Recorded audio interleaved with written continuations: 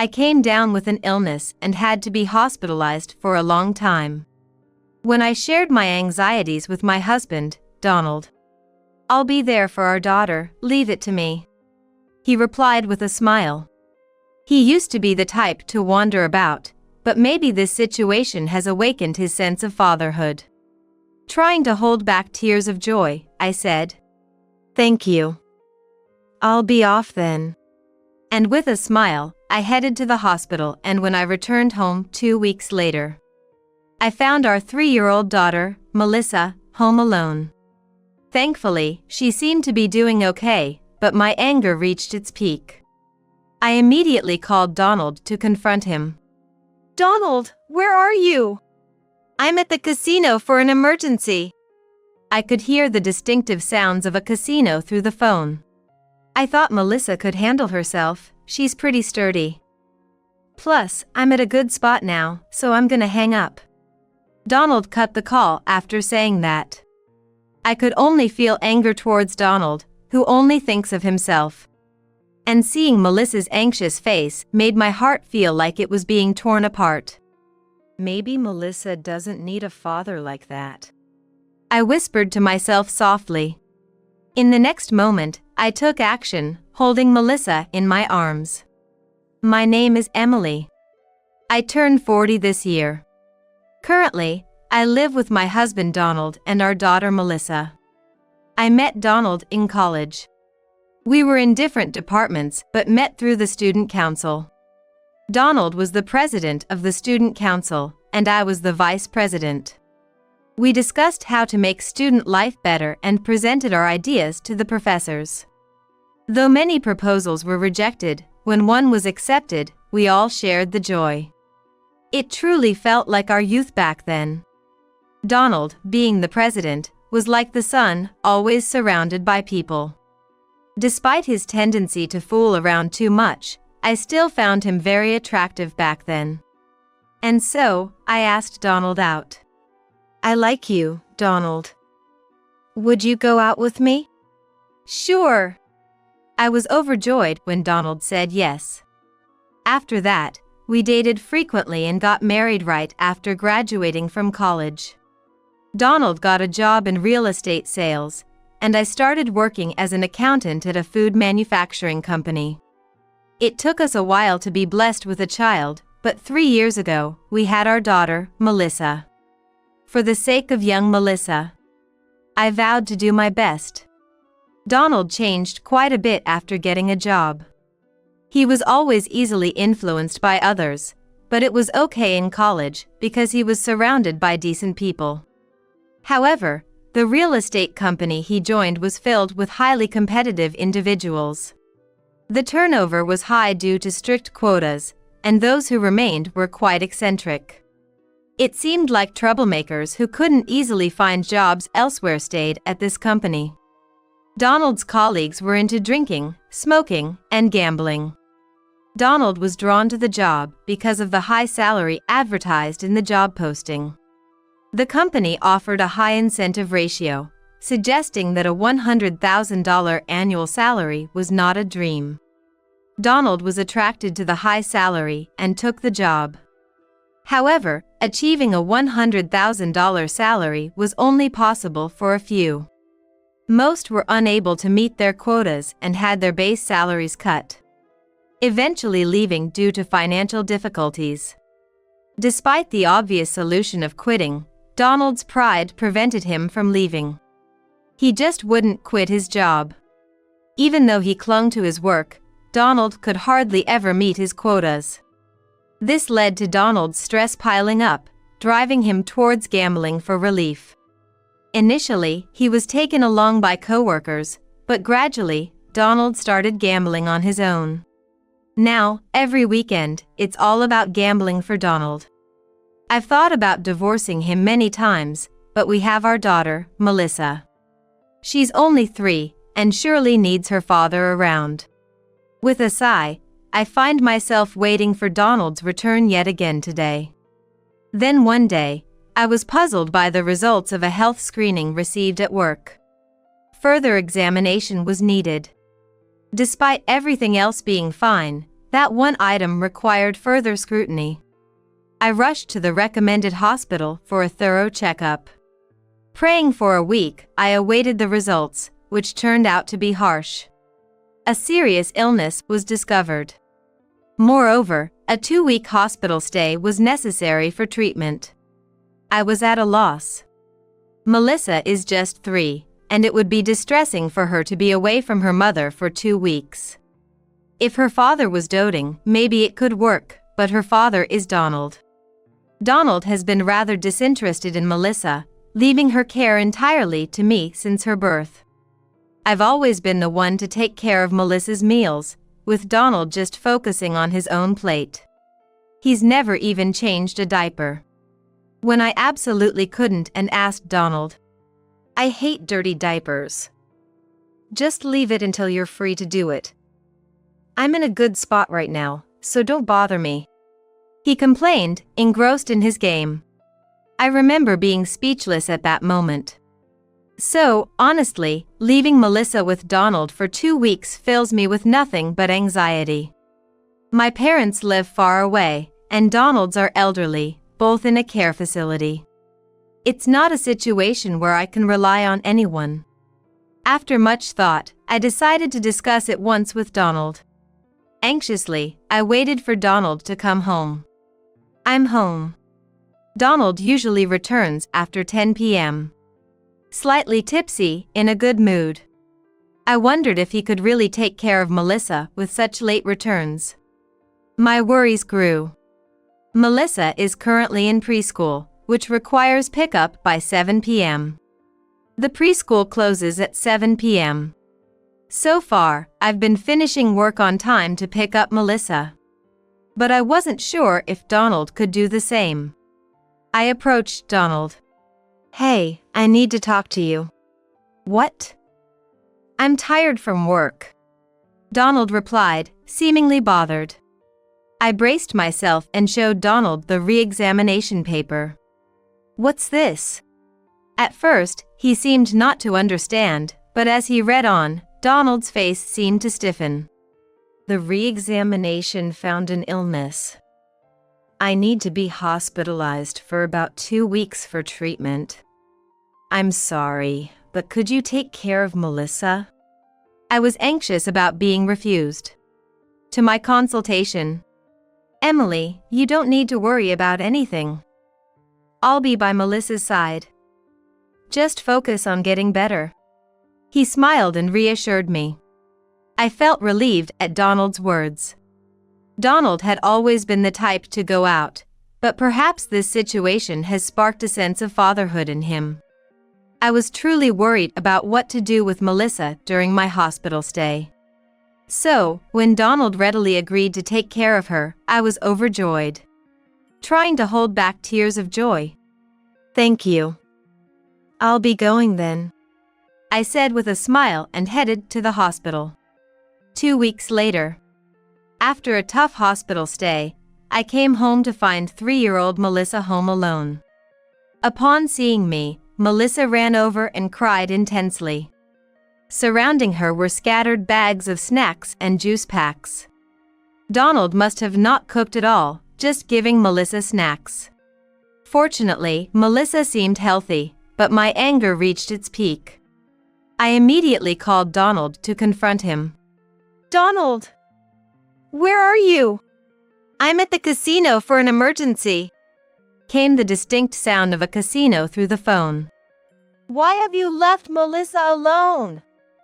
She's only 3 years old," I yelled into the phone, but Donald, unabashed, retorted, "I thought Melissa could handle herself. She's quite capable.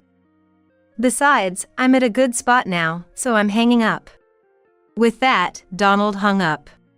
Fury boiled within me towards Donald, who only ever thinks of himself. I deeply regret entrusting Melissa to Donald, even if it was for a hospital stay due to illness.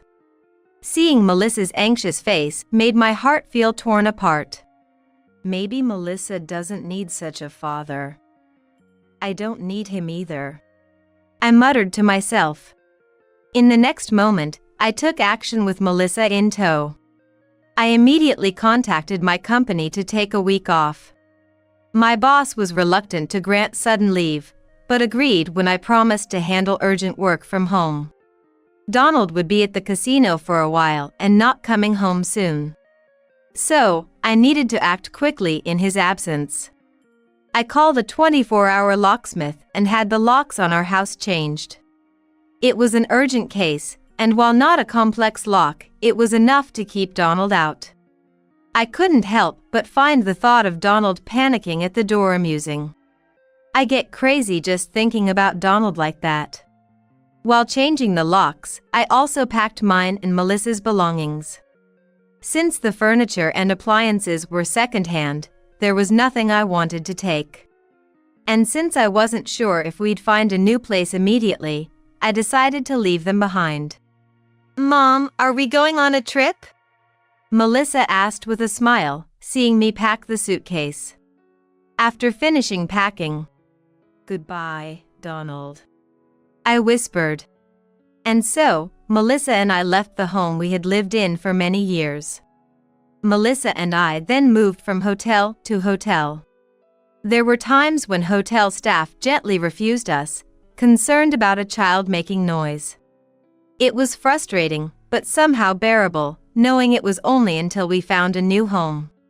Eventually, we moved into a newer apartment suitable for families. Finding a place where Melissa and I could finally settle brought me immense relief. During this time, Donald repeatedly tried to contact me with calls and emails. "I can't get into the house." "Where are you?" "I'm hungry." Such voice messages were left. The emails were of similar content, inquiring about my whereabouts and his needs. He never asked about Melissa. There wasn't a single message that showed concern for Melissa. Any normal parent would first worry about their child. It's clear Donald has no real interest in Melissa, his own daughter.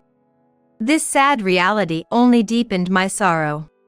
I wondered what Melissa thought of her father. I called out to Melissa, who was eating a delicious pancake snack next to me. "Melissa, what do you think about Dad? Do you like Dad?" I regretted asking such a cruel question, realizing I had already distanced Melissa from her father, Donald. However, I couldn't forgive Donald for neglecting Melissa for gambling. Regardless of Melissa's feelings towards Donald, the outcome wouldn't change. Melissa replied with a sad face, "I don't like Dad. He never plays with me. And he only gives me snacks, never the curry I like." Hearing Melissa's response brought me a bit of relief. If Melissa had liked Donald, I would have felt guilty for separating them. But Melissa's response solidified my decision. Donald had indeed not taken proper care of Melissa. He's unfit to be a father. No more holding back against Donald. Donald can go to hell for all I care. I waited for Melissa to finish her pancake, then together, we headed to the lawyer's office. A few days after visiting the lawyer's office, my mobile phone rang. It was Donald. There had been many calls before, but this time was different. Ignoring him only led to calls every few minutes, showing his desperation. With so many calls, I couldn't take any other calls. Reluctantly, I answered Donald's call. "Hello? Emily, do you have any idea how many times I've called? The key doesn't work, and I received documents from the lawyer's office to my company today. What's going on?" Donald bombarded me as soon as I picked up the phone. He must be overwhelmed by one thing after another. Just imagining Donald's panic made me feel good. "Don't change the locks on my house without asking. It's despicable and contemptible," Donald spat out. Irritated by Donald's remarks, I shot back. "My house? Don't joke with me. That house is mine. It's in my name. Don't act all high and mighty on your measly salary. Besides, I plan to sell the house, so you can't live there anymore." Donald was speechless. Indeed, the house was in my name. When buying the house and taking out a mortgage, the real estate agent said it would be easier to approve if it was in my name. I work for a well-known major food manufacturer, familiar to anyone from its many TV commercials. Donald, on the other hand, works for a small, unknown real estate company. My salary is far higher than his. That's why the house was purchased in my name. After buying it, the mortgage payments were drawn from my bank account. Feeling it unfair to bear the cost alone, I had asked Donald to share the burden several times. But not once did Donald pay the mortgage. So, reluctantly, I had been paying it all along. I made my final declaration. "Let's get divorced." "You've seen the documents from the lawyer's office, right?" "My decision is final. From now on, any communication should go through the lawyer's office, as stated in the documents." I had no feelings left for Donald. So, divorce was the only option for me. Then, Donald suddenly became furious. "What? Divorce? Why is this even a discussion? I will never agree to a divorce."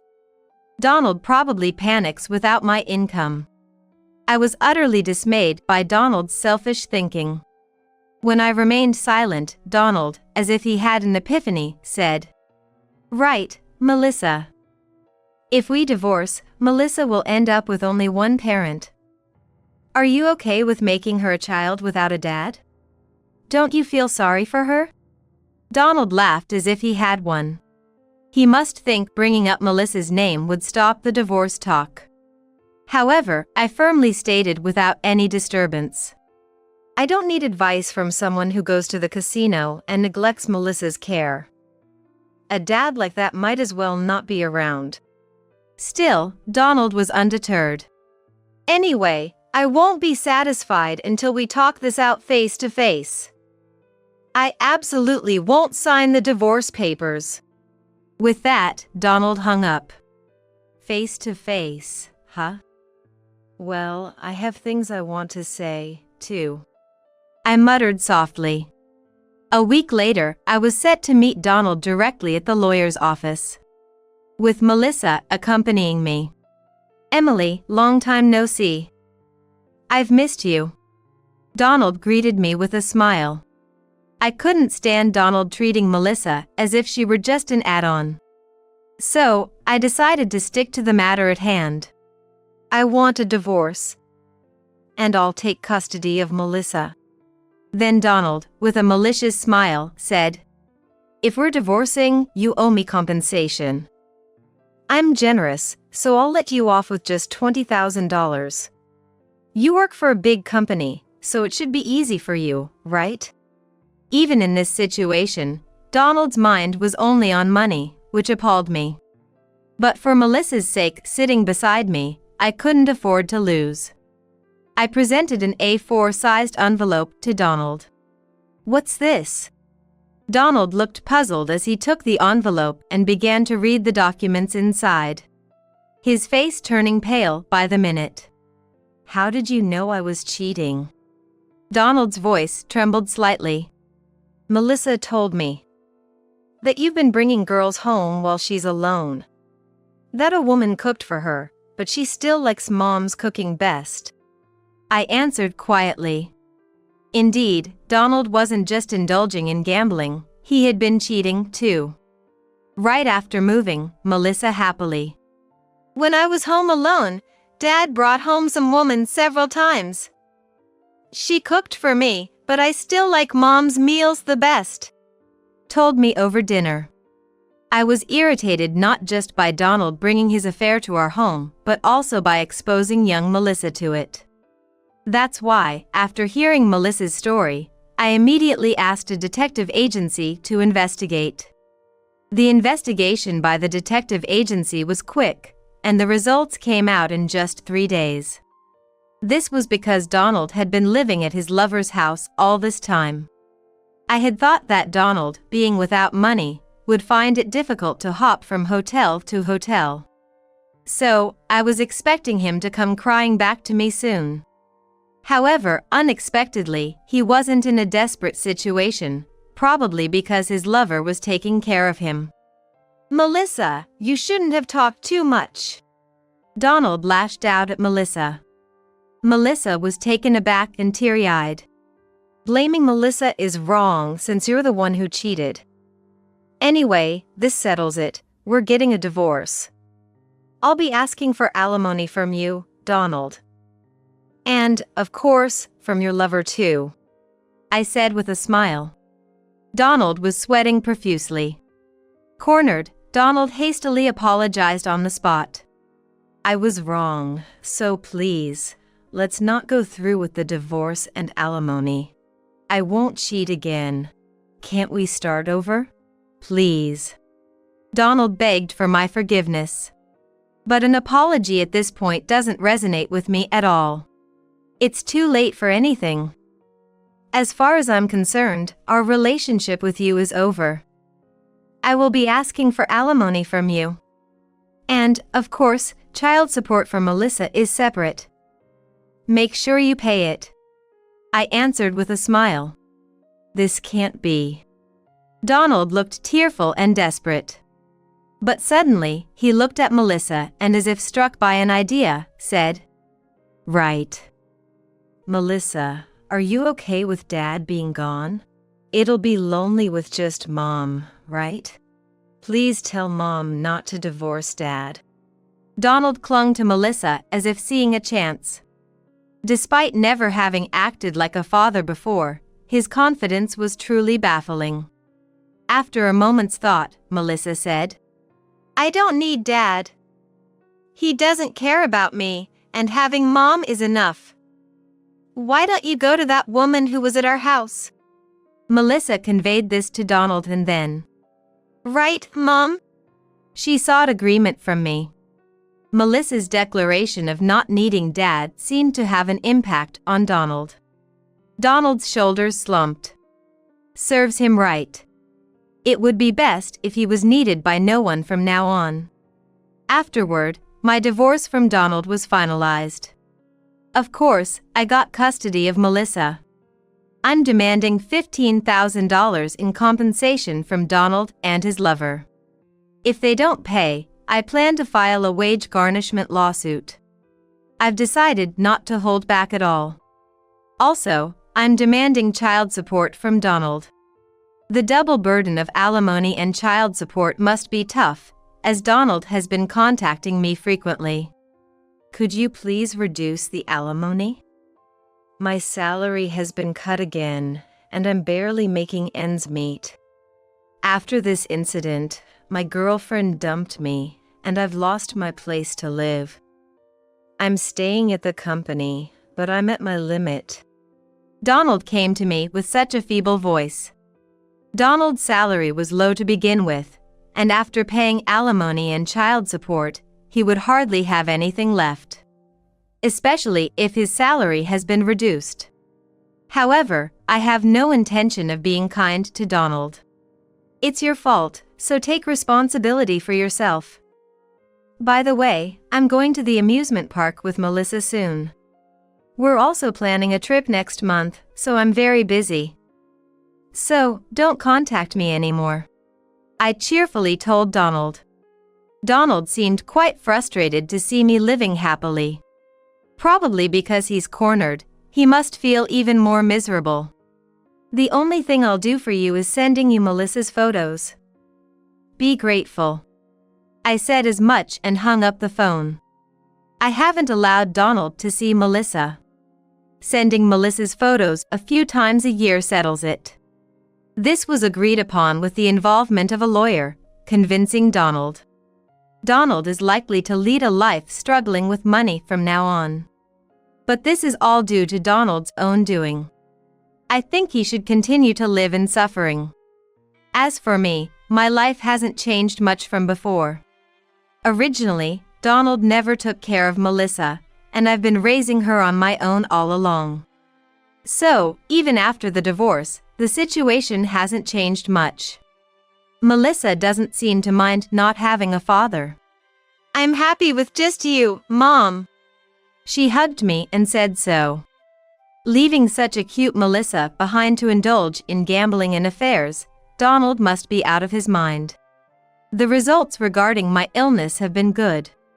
No relapses, and soon I'll be graduating from once every 2 months visits. Also, a buyer seems likely for the house, as the real estate agency contacted me. Although it's the house I've lived in for many years, I don't feel particularly sentimental. I hope it sells quickly. This divorce has been truly difficult, but having Melissa makes me happy. Mom, I love you. Hearing my daughter say that, I want to keep her cuteness all to myself from now on.